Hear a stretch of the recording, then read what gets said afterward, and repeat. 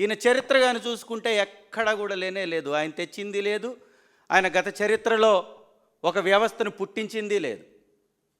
ఏమన్నా మాట్లాడితే హైదరాబాద్ సిటీని కట్టించానంటాడు. ఎప్పుడో ఎవరో నవాబులు నిర్మించినటువంటి నగరం, 100 సంవత్సరాల చరిత్ర ఉన్నటువంటి నగరాన్ని నేనే సృష్టించానంటాడు.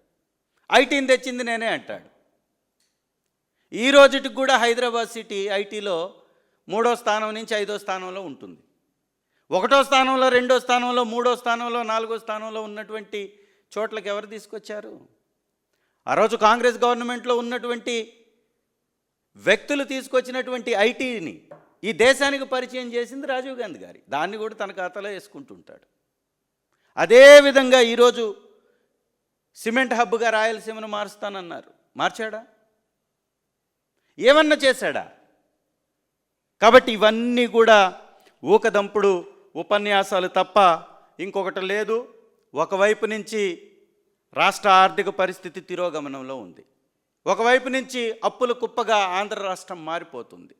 ఇంకొక వైపు నుంచి విపరీతమైనటువంటి దాడులు కొనసాగుతూనే ఉన్నాయి.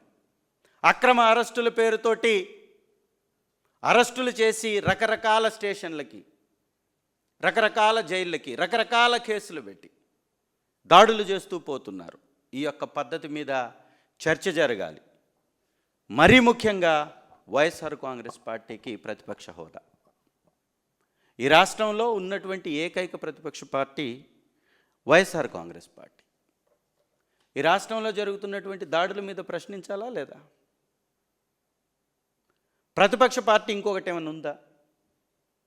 ఇవ్వకూడదు అనేటటువంటి నిబంధన ఏమైనా ఉందా? ఉన్నటువంటి ఏకైక పార్టీ వైఎస్ఆర్ కాంగ్రెస్ పార్టీ కాబట్టి అది మా హక్కు, అది ఖచ్చితంగా ఇవ్వాలి.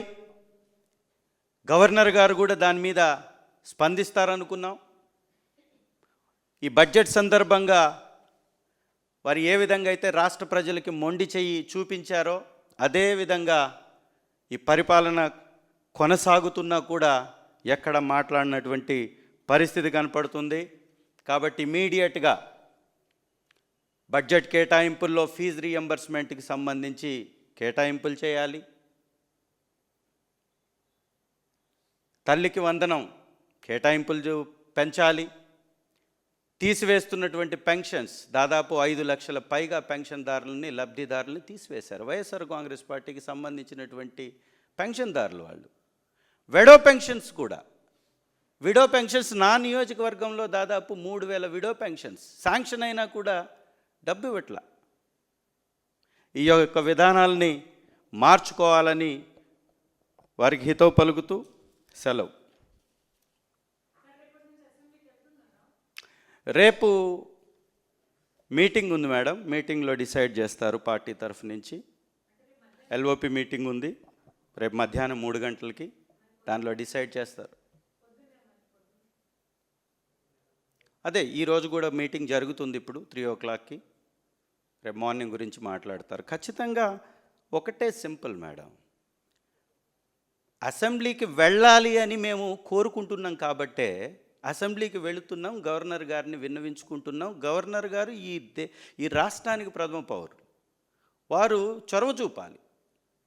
ఈ రాష్ట్రంలో జరుగుతున్నటువంటి అల్లర్లపై మొదటి రోజే వారికి రిప్రజెంటేషన్ ఇచ్చాం.